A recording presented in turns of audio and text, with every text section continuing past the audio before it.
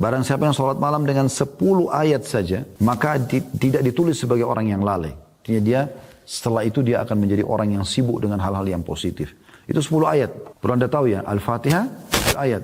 Al-Ikhlas 4 ayat, berarti sudah 11 ayat. Itu contoh saja gitu. Dan barang siapa yang membaca dalam sholat malamnya 100 ayat, maka dicatat sebagai qanitin atau orang yang tunduk dan patuh kepada Allah. Dan barang siapa yang membaca 1000 ayat pada malam hari, maka dia akan dicatat sebagai muqantirin, dan maknanya adalah orang yang mendapatkan keuntungan yang melimpah berupa pahala yang banyak, 1000 ayat. Tentu ini kalau orang sudah terbiasa ya, tapi bagaimana Anda bisa lihat Allah Subhanahu wa taala menjanjikan ini kepada seseorang di antara kita hanya dengan membaca ayat di malam hari ya, agar setiap muslim dan muslimah menghidupkan malamnya dan fahami baik-baik kalau kemuliaan seorang mukmin ada di sholat malamnya.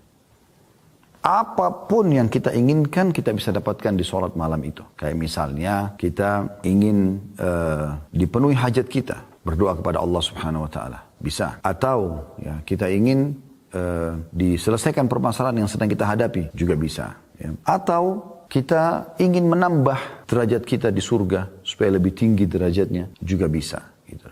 Ya. Jadi semua kita bisa dapatkan. Dan sangat dekat dengan keikhlasan. Karena di sholat malam tidak ada di keramaian orang. Kita sendirian. Kebanyakan orang kerjakan sendirian. Kalaupun dia kerjakan seperti di hadis motivasi antara suami istri, ini memang sudah saling tahu, sudah saling terbuka gitu. Maka ini juga hal yang luar biasa yang bisa membuat mereka berdua supaya saling ta'awun atau bekerjasama dalam kebaikan. Baik teman-teman sekalian, kita akan coba masuk lebih dalam tentang qiyamul lail atau tahajud.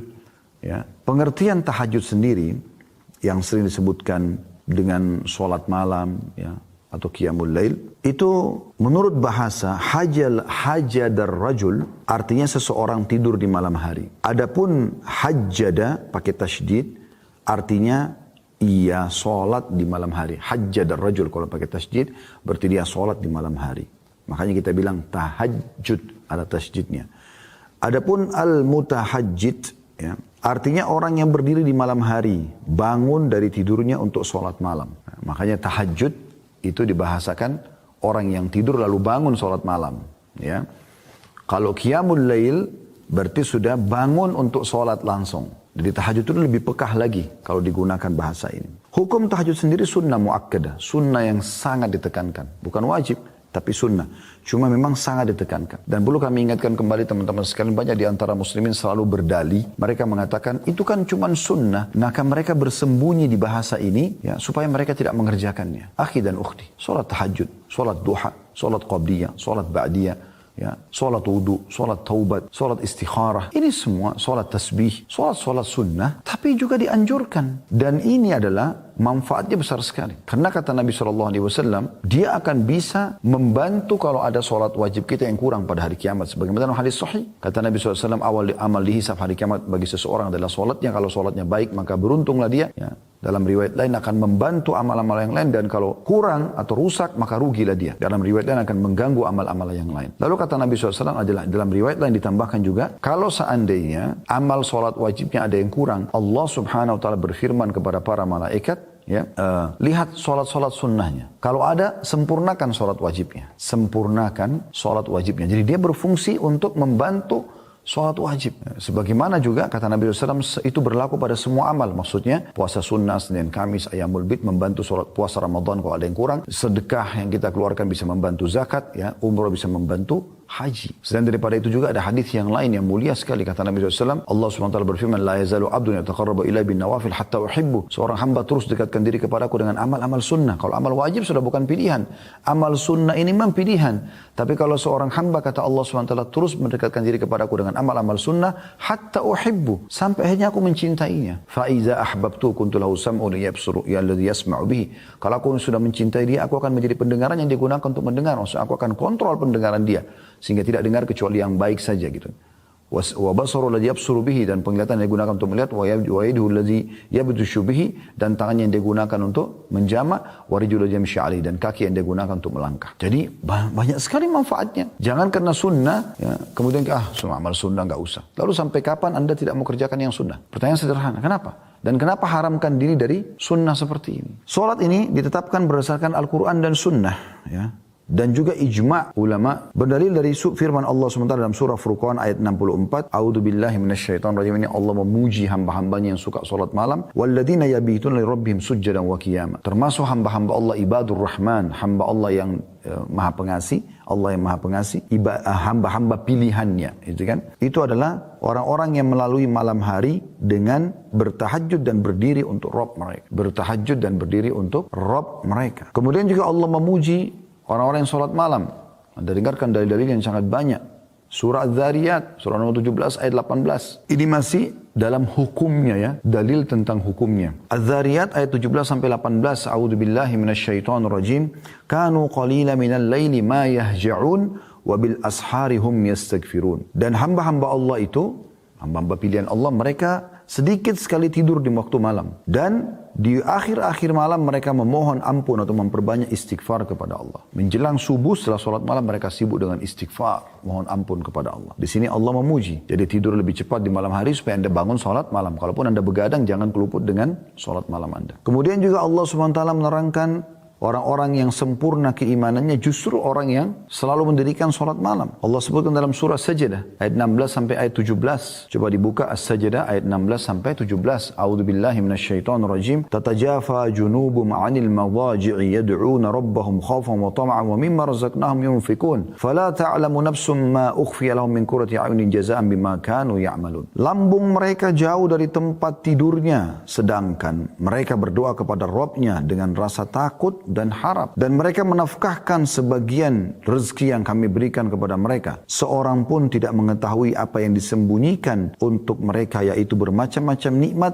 yang menyedapkan pandangan mata sebagai balasan bagi mereka atas apa yang telah mereka kerjakan. Perhatikan, saya ulangi di sini, Allah memuji mengatakan lambung mereka, berarti sisi tubuh mereka jauh dari tempat tidur mereka, maksudnya di malam hari. Sedang mereka sibuk berdoa kepada Rabb mereka dengan rasa takut jangan sampai masuk neraka, takut jangan sampai amalnya nggak diterima, dan berharap agar amalnya diterima dan berharap masuk ke dalam surga. Berada di antara dua hal itu, sibuk terus. Dan mereka menafkahkan sebagian rezeki yang telah kami berikan kepada mereka. Setelah sholat malam, besoknya sibuk dengan sedekah. Apalagi zaman sekarang bisa dengan transfer online, sangat mudah. Maka dengan itu semua, sholat malam dan sedekah ini, Allah menyiapkan hal-hal yang menyedapkan mata mereka, yang Allah sembunyikan. Ya, dan itu sebagai balasan terhadap apa yang telah mereka kerjakan. Nah, kita lihat di sini bagaimana dalilnya banyak sekali. Ya, Allah Subhanahu Wa Taala juga memerintahkan Nabi Muhammad Sallallahu Alaihi Wasallam untuk salat malam. Bisa dilihat dalam surah Al-Muzammil ayat 1 sampai ayat 4. A'udzubillahi minasyaitonir rajim. Kita lihat banyak sekali ayat demi ayat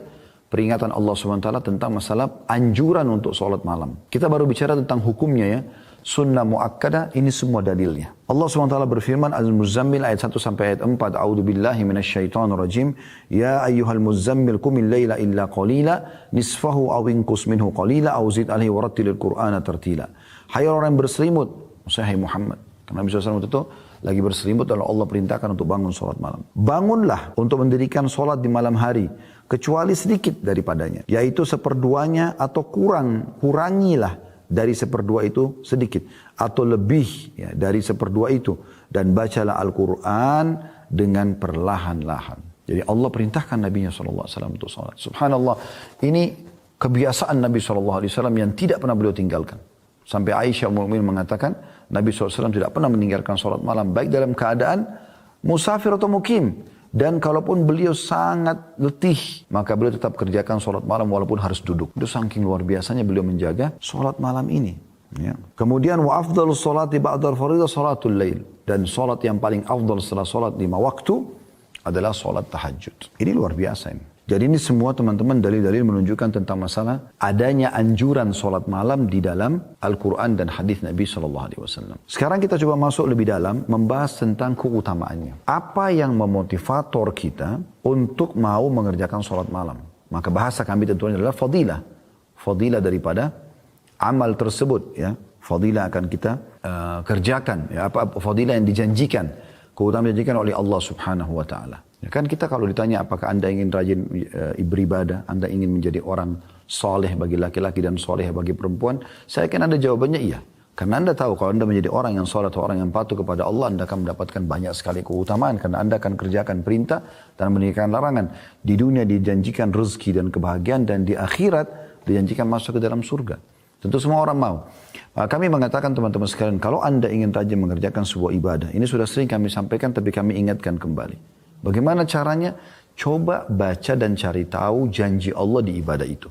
Ingin rajin sholat malam seperti akan kita sebutkan sebentar lagi keutamaan sholat malam. Walaupun tadi ayat-ayat yang kita bacakan sudah cukup besar motivasinya untuk kita kerjakan sholat malam. Tapi nanti kita akan coba susunkan poin-poin khusus. Anda akan dapat satu, Anda harus mau sholat malam itu karena ini, karena ini, karena ini, karena ini. Jadi kita akan sebutkan. Kemudian juga Anda ingin rajin puasa, baca keutamaan puasa. Sedekah, baca keutamaan sedekah. Apa saja bakti sama orang tua, umroh dan haji, dan semuanya ibadah. Anda baca janji Allah. Ketika ketik di Google, tinggal ketik di Google. Ya. Keutamaan sedekah, keutamaan sholat malam. Dan buku-buku banyak yang terbit juga menyebutkan tentang keutamaan dan tidak asing dari zaman dulu sampai sekarang terus saja banyak di antara muslim menyusun buku tentang hadith-hadith dan dalil-dalil atau ayat Al-Quran dan hadith Nabi SAW yang berisikan motivasi untuk mengerjakan amal soleh. Demikian pula kalau Anda ingin meninggalkan satu perbuatan dosa, maka Anda tinggal mencari tahu tentang ancamannya Allah. Ya, ancaman Allah. Jadi kalau orang berbohong, orang menipu, orang berzina, dia ancam apa sama Allah? Nanti Anda akan tinggalkan itu. Sebagaimana tadi kalau Anda baca motivasi untuk ibadah, Anda akan rajin sekali untuk mengerjakan ibadah tersebut. Baik, kita akan masuk ke keutamaan yang pertama ya, daripada sholat malam itu sendiri. Kalau ini tanda hamba yang bersyukur. Karena ini dicontohkan oleh Nabi SAW. Tanda syukur kita kepada Allah, kita kerjakan sholat malam. Sebagaimana kita tahu orang kalau bersyukur pasti akan ditambahkan nikmat oleh Allah Subhanahu wa taala. Jangan teman-teman sekalian kita sholat malam justru hanya kalau ada masalah. Kan banyak orang begitu ya. Kapan dia sholat tahajud? Kalau penyakitnya nggak sembuh. Kalau utangnya lagi melilit. Kalau ada lagi masalah rumah tangganya. Kalau ada lagi masalah sama orang. Difitnah orang. Dan segala macam. Baru dia sholat malam. Seakan-akan sholat malam itu hanya tempat pelarian untuk menyelesaikan hajat. Walaupun itu tidak disalahkan. Kalau lagi ada masalah Anda sholat malam. Karena memang sholat malam, sebagaimana kita sebutkan, ya itu adalah waktu mustajab doa. Namun teman-teman, kita lebih diprioritaskan sholat malam bukan karena ada hajat, tapi karena ingin bersyukur kepada Allah. Nikmat Allah terlalu banyak. Coba teman-teman buka mata kita, ikutkan dengan buka hati nurani kita dan buka pikiran kita. Coba duduk sejenak di sekarang tempat Anda duduk ini. Perhatikan di sekitar Anda sekarang. Coba Anda sekarang ikuti pengajian ini, lihat di sekitar Anda. Yang sedang depan Anda meja, kursi, mungkin ada yang sedang di ruangan AC, Anda gunakan fasilitas komputer, dengarkan ceramah ini misalnya, atau handphone yang Anda pegang. Mungkin di dekat Anda, di meja Anda ada minuman, ada snack makanan sambil dengar pengajian. Ya. Pakaian yang Anda pakai, anggota tubuh Anda yang masih sempurna, jari-jari bisa digerakkan, mata masih bisa melihat, telinga masih bisa mendengar, mulut masih bisa mengucap, ya. Kemudian kaki Anda, anggota tubuh Anda masih berfungsi baik, oksigen yang bisa dihirup oleh hidung, mata yang masih bisa menangkap cahaya sehingga bisa terpantul untuk kita lihat sekarang apa yang ada di depan kita. Telinga kita masih normal, masih bisa mendengarkan ya intonasi suara dan seterusnya. Ini aja teman-teman sudah luar biasa nikmat Allah. Luar biasa. Dan ini semua Allah kasih gratis. Makanya Allah berfirman dalam salah satu ayat dalam Al-Quran, A'udzubillahi minasyaitonirrajim, wa in ta'uddu ni'matallahi la tuhsuha. Kalau kalian mau coba-coba hitung nikmat Allah, kalian tidak akan mampu. Tidak akan mampu sama sekali. Berapa banyak orang teman-teman sekalian yang matanya sudah buta. Dia berharap bisa melihat langit ini, bumi ini. Anda dari lahir sampai sekarang, umur 20, 30, 40, 50 tahun, 60 tahun masih bisa gunakan mata Anda melihat. Tiap hari kita buka mata sudah bisa lihat semua. Warna-warni, ya, pemandangan, segala macam hal. Ini nikmat yang tidak bisa dihitung. Berapa banyak orang yang tuli berharap bisa mendengarkan apa yang sedang orang ucapkan depan mata dia. Orang teriak-teriak pun tidak bisa dia dengar. Anda bisa dengar apa yang orang ucapkan. Dari pujian Anda bersyukur. Dari ancaman pun Anda berhati-hati akhirnya. Berapa banyak orang yang bisu, tidak bisa ngomong. Mereka sulit untuk mengungkapkan kata-kata. Bukankah kita Alhamdulillah, Masya Allah, bisa mengucapkan kata-kata sesuka kita? Tinggal kita kontrol ucapkan yang baik dan jangan ucapkan yang buruk. Saya subhanallah tadi sebelum pengajian duduk sebentar duduk di atas meja. Sambil melihat di sekitar. Saya tidak tahu ada poin yang akan saya singgung di bahasan ini. Tapi saya tiba-tiba merenung gitu. bisa duduk, makan apa yang kita mau makan, minum yang kita mau minum, bisa ngobrol, bisa melihat, bisa mendengar. Nikmat Allah luar biasa gitu. Luar biasa. Dan memang nikmat ini jauh lebih banyak Allah berikan kepada hamba daripada cobaan. Cobaan datang sedikit sekali dalam hidup kita. Coba pertemukan teman-teman antara nikmat Allah yang melimpah dengan cobaan yang datang kepada hidup. Anda akan temukan ini jomplang sekali antara langit dan bumi. Nikmat banyak sekali, cobaan sedikit sekali. Kita 1 tahun 365 hari nggak pernah sakit, ya, sehat. Tiba-tiba kita sakit, tahun depan seminggu, demam, flu. Mungkin Anda 40 tahun, 50 tahun selalu merasakan nikmat. Sekali Allah coba ujian dengan mungkin beberapa kali Anda sedikit lapar. Maka cobaan itu sedikit hanya untuk melihat hamba ini diuji. Terima nggak sih? Sebagaimana kalau nikmat saya berikan, maka mereka terima nggak kalau cobaan saya kasih? Jadi ini poin pertama, kenapa kita sholat malam? Agar kita bersyukur kepada Allah. Dan dengan bersyukur berarti nikmat akan ditambah. Indah sekali itu teman-teman sekalian di malam hari yang hening. Ya. Anda bangun, coba zikir kepada Allah subhanahu wa ta'ala. Renungi ini baik-baik. Anda bangun, Anda renungi. Anda bangun malam, Anda tenangkan diri, zikir kepada Allah subhanahu wa ta'ala. Baca doa. Kami pernah ajarkan dan kami ingatkan kembali. Kata Nabi SAW, siapa yang terbangun di tengah malam lalu dia membaca La ilaha illallah wahdahu la syarikalah lahul mulku wa lahul hamdu wa huwa ala kulli syai'in qadir. Subhanallah walhamdulillah wa la ilaha illallah Allahu akbar wa la haula wa la quwata illa billahil aliyil azim. Allahumma gfirli. Anda kalau baca ini, kata Nabi SAW, maka Allah akan mengampuni dosa-dosanya yang telah lalu. Ngantuk sedikit, baik Anda lawan, Anda coba bangun kamar mandi, Anda cuci tangan dulu 3 kali sunnahnya Nabi SAW, lalu Anda wudu. Doa tadi itu, kalau Anda baca juga dalam riwayat lain dikatakan, siapa yang membaca zikir pada saat bangun tidur, maka akan diijabah kalau dia berdoa dan akan diterima kalau dia sholat. La ilallah wahdahu la syarika lahul mulku wa lahul hamdu wa huwa ala kulli syai'in qadir. Subhanallah alhamdulillah wa la ilaha illallah Allahu akbar wa la haula wa la quwata illa billahil aliyil azim. Allahumma gfirli.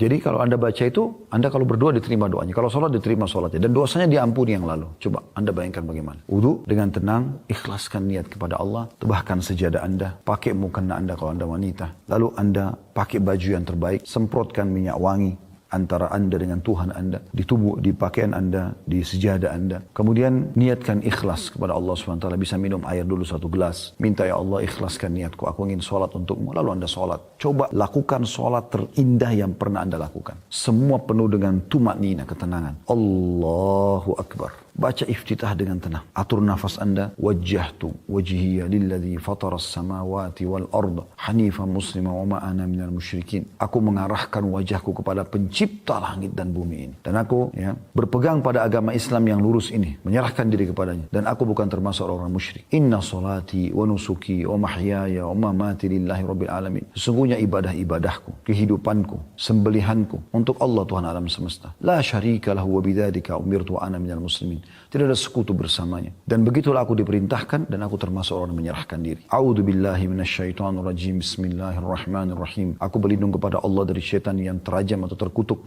ya, dengan menyebut nama Allah yang maha pengasih lagi maha penyayang. Alhamdulillahi rabbil alamin. Segala puji dan puja bagi Allah Tuhan alam semesta. Ar-Rahmanir-Rahim. Zat yang maha pengasih lagi maha penyayang. Maliki yaumiddin. Raja, penguasa hari kebangkitan atau hari pembalasan. Iyyaka na'budu wa iyyaka nasta'in. Hanya kepadamu kami menyembah. Hanya kepadamu kami meminta pertolongan. Renungi itu. Kita sedang bicara dengan Tuhan kita Allah. Ihdinas siratal mustaqim. Tunjukkanlah kami jalan yang lurus. Siratal ladzina an'amta 'alaihim. Jalan orang-orang yang telah Engkau berikan nikmat pada mereka. Para nabi-nabi dan orang-orang saleh. Ghairil maghdubi 'alaihim waladdallin. Bukan orang yang kau murkahi dan bukan juga orang yang sesat. Kata Ibnu Abbas, bukan Yahudi, bukan Nasrani. Kalau Anda bilang, amin. Pilih surah yang paling mudah buat Anda dulu. Al-Ikhlas misalnya. Bismillahirrahmanirrahim. Dengan menyebut nama Allah yang maha pengasih lagi maha penyayang. Qul huwallahu ahad. Katakanlah Allah itu Esa. Allahus samad. Allah yang bergantung segala sesuatu padanya. Lam yalid wa lam yulad. Tidak beranak dan tidak diperanakkan. Wa lam yakul lahu kufuwan ahad. Dan dia juga tidak membutuhkan pada siapapun. Tenangkan diri dulu. Allahu Akbar. Ruku. Sudah tenang? Subhana rabbiyal azim. Maha suci Tuhanku yang maha agung. Subhana rabbiyal azim. Maha suci Tuhanku yang maha agung. Tidak usah dibaca bahasa Indonesianya, tapi renungi maknanya di sini. Subhana rabbiyal azim. Maha suci Tuhanku yang maha agung. Itu aja dulu, 3 kali. Nanti bertahap Anda bisa naikkan. Masih banyak zikir ruku. Ada subhana rabbiyal azim wa bihamdi. Ada subuhun kuddusun rabbul malaikati war ruh. Ada subhana dzil jabaruti wal malakuti wal kibriyai wal azamah. Ada subhanakallahumma wa bihamdika Allahumma ighfirli. Ada Allahumma laka raka'tu wa bika amantu wa laka aslamtu. Raka'a sam'i wa basari wa lahmi wa dami wa idhmi wa istaqalla bihi qadami. Anda pilih satu saja, subhana rabbil azim dari 3 kali. Sami Allahu liman hamidah, dengan pelan-pelan, tenang. Allah telah mendengar siapa yang memujinya. Lalu kita baca Rabbana walakal hamd. Wahai Tuhan kami segala puji bagimu. Mil'us samawati wa mil'ul ard. Puji-pujian itu memenuhi langit dan bumi. Wa mil'u ma syi'ta min syai'in ba'd. Dan sepenuh yang engkau inginkan. Jadi kita memuji Allah luar biasa. Di antara riwayat lain juga kita disunnahkan membaca hamdan kathiran tayyiban mubarakan fi. Puji-pujian yang banyak, yang penuh dengan berkah. Ya, puji-pujian yang banyak, yang baik dan penuh dengan berkah. Pernah ada sahabat baca ini pada saat Nabi SAW mengatakan Sami Allahu liman hamida. Maka sahabat ini mengatakan hamdan kathiran tayyiban mubarakan fi. Setelah salam kata Nabi SAW, siapa tadi yang mengucapkan itu? Nabi kagum. Kata orang itu, saya Rasulullah. Kata Nabi SAW, tadi aku diperlihatkan oleh Allah Subhanahu Wa Taala beberapa malaikat yang berlumba-lumba mencatat apa yang kau ucapkan itu. Dan masih ada tentu zikir-zikir yang lain ya. Yang kita dianjurkan baca, Allahumma la manna lima a'taita wa la mu'ti lima mana'ta wa la yanfa'u dzal jaddu minkal jadd. Ini juga dianjurkan untuk dibaca. Kita juga dianjurkan baca di Rabbil Hamd, di Rabbil Hamd. Ya, ini juga dianjurkan. Tapi Anda pilih satu saja. Rabbana walakal hamd cukup. Kalau Anda mau baca tambah mil'us samawati wa mil'ul ardi mil'u ma syi'ta min syai'in ba'd juga boleh. Setelah selesai sujud. Allahu akbar. Setelah tenang dulu. Jangan belum selesai sujud sudah subhana rabbil a'la, subhana rabbil a'la. Enggak ada kehusyuan. Gerakan dulu, selesai sampai sujud dengan tenang, baru subhana rabbiyal a'la, maha suci Tuhanku yang maha tinggi. Subhana rabbiyal a'la, maha suci Tuhanku yang maha tinggi. Ada di antara doa sujud ini teman-teman penting sekali. Allahumma ighfir li ma qaddamtu wa ma akhartu. Ya Allah ampunilah aku dosa-dosaku yang lalu dan yang akan datang. Wa ma akhartu wa ma asrartu. Allahumma ighfir li ma qaddamtu wa ma akhartu. Ya Allah ampuni dosa-dosa yang dulu aku kerjakan dan mungkin yang aku kerjakan akan datang. Wa ma a'lantu wa ma asrartu, dan apa yang aku terang-terangkan lakukan dan juga sembunyi-sembunyi. Wa ma asraftu, dan apa yang aku berlebihan. Wa ma anta alamu bihi minni, dan engkau lebih mengerti daripada aku. Kemudian juga ada doa yang kita anjurkan baca. Kalau Anda bisa hafal tentunya bagus ini ya. Allahumma inni a'udzu biridhaka min sakhatik. Ya Allah aku berharap dengan ridhamu agar diselamatkan dari semua murkamu. Allahumma inni a'udzubika biridhaka min sakhatik wa bi mu'afatika min 'uqubatik, dan dari maafmu dari hukumanmu. Fabika minka la uhsi thana'an 'alaika anta kama athnaita 'ala nafsik, dan aku memujimu ya. Maaf masih ada lagi ya. Allahumma inni a'udzu biridhaka min sakhatik wa bi mu'afatika min 'uqubatik. Ya betul itu. Fabika minka la uhsi thana'an 'alaika anta kama athnaita 'ala nafsik, dan aku menyebut puji-pujian ini yang mungkin ya yang lebih pantas engkau lah ya Allah yang menilainya. Sebagaimana engkau memuji dirimu gitu. Anda cuma mampu 2 rakaat dulu, enggak masalah. Bertahap nanti, pelan-pelan, mungkin sudah seminggu Anda lakukan konsisten, 2 rakaat saja, Anda meningkat 4 rakaat. Sudah konsisten, Anda meningkat 6 rakaat. Setelah itu 8 rakaat. Kemudian setelah itu Anda coba tambah witir dengan 1. Sudah bagus konsisten, witirnya 3, jadi hanya lengkap 11. Setelah itu Anda tinggal komitmen saja. Konsisten menjaga istiqamah sampai Anda wafat. Nanti kalau Anda mau lebih berjuang berjalan waktu, biasanya Allah kasih kita kemudahan-kemudahan ya. Nah, nanti kalau sudah sering Anda kerjakan, Anda akan mulai terfikir untuk menambah jumlah ayat. Mungkin tadinya Anda cuma baca 10 ayat saja, sekarang Anda bisa menambah jadi 100 ayat, bahkan bisa sampai 1000 ayat, tergantung daripada kemudahan yang telah Allah SWT mudahkan. Jadi ini memang indah sekali sholat malam itu. Kita masuk yang kedua keutamanya teman-teman. Sholat malam merupakan penyebab kita masuk ke dalam surga. Yang ketiga, sholat malam termasuk ya sebabnya seseorang ditinggikan derajatnya. Tadi kan untuk masuk ke dalam surga. Maka dengan sholat malam juga, kalau Anda rutin lakukan, Anda akan mendapatkan tambahan fasilitas di surga. Sesuai dengan hadis yang diriwayatkan oleh Abu Malik Al-Asy'ari radhiyallahu anhu bahwasanya Rasulullah SAW bersabda, "Inna fil jannati ghurafan yura zahiruha min batiniha wa batinuha min zahiriha 'adda Allah ta'ala liman at'ama at-ta'am wa alana al-kalam wa taba'a as-siyam wa afsha as-salam wa shalla bil-laili wan nasu niyam." Sesungguhnya di surga itu ada kamar-kamar, ada istana-istana yang bagian luarnya dapat dilihat dari dalamnya dan bagian dalamnya dapat dilihat dari luar, transparan. Indah sekali. Istana-istana itu disediakan oleh Allah Ta'ala untuk orang-orang yang pertama, suka memberi makan. Traktir orang. Selalu berbagi makan, kasih makan orang. Yang kedua, berkata-kata yang lembut, sopan, santun, walaupun orang sudah teriak-teriak depan dia, dia tetap biasa saja. Yang ketiga, mengikuti puasa, maksudnya dari puasa ke puasa. Rutin mengerjakan puasa. Ya, tidak bicara wajib lagi, ini sunnah-sunnah semua ini. Kalau wajib sudah pasti dikerjakan. Gitu. Yang keempat, menebarkan salam, suka mengucapkan salam. Jadi kalau telepon, kalau WA, ketemu, selalu salam. Dan usahakan lengkap. Assalamualaikum warahmatullahi wabarakatuh. Ya. Karena Assalamualaikum 10 pahala, warahmatullah 10 dan wabarakatuh 10 sebagaimana didaskan dalam hadis Nabi SAW. Dan yang kelima saksi bahasan kita adalah, dan sholat di malam hari ketika manusia sedang tidur. Nah, dengan itu kita akan mendapatkan tadi istana tambahan di surga. Hadis ini riwayat Ahmad jilid 5 halaman 343 dan Ibnu Hibban juga menyebutkan di Mawarid, di kitab Mawaridnya nomor 641.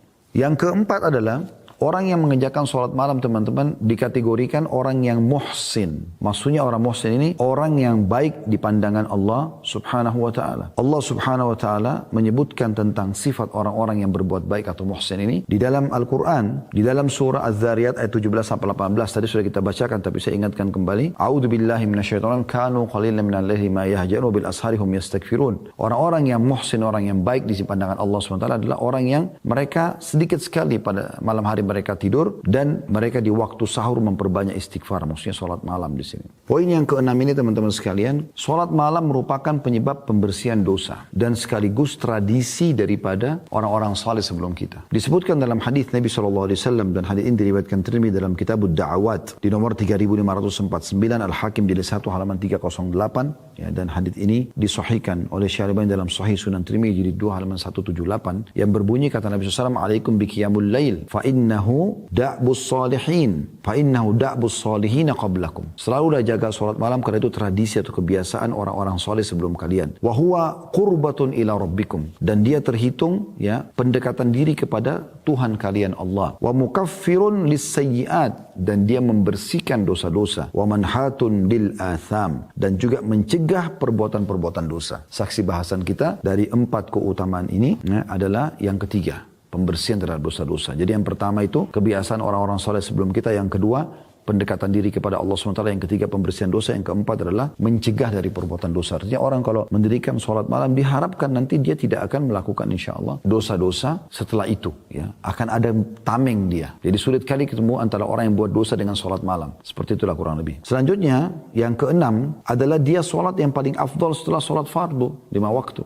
Yang ketujuh, ya, dia dihitung sebagai kemuliaan seorang mukmin. Ini sudah kita singgung di mukaddimah tadi. Tapi ini keutamaan juga tersendiri. Tadi kita baca cuma bagian akhir hadis. Hadis lengkapnya begini. Kata Nabi SAW, atau Jibril berkata kepada Nabi SAW pada saat bertemu, "Ya Muhammad, ish ma syi'ta fa innaka mayyitun." Hai Muhammad, hiduplah sesukamu, toh juga kau akan mati. Wa ahbib man syi'ta fa innaka mufariku. Cintai siapapun yang kau inginkan, tapi pasti kau akan berpisah dengan dia. Wa amal ma syi'ta fa innaka majziyun bihi. Berbuat sesukamu, toh juga kau akan dibalas dengan perbuatanmu. Kalau baik kau akan dapat balasan, kalau buruk kau akan dihukum. Thumma qala ya Muhammad syaraful mu'mini qiyamul lail.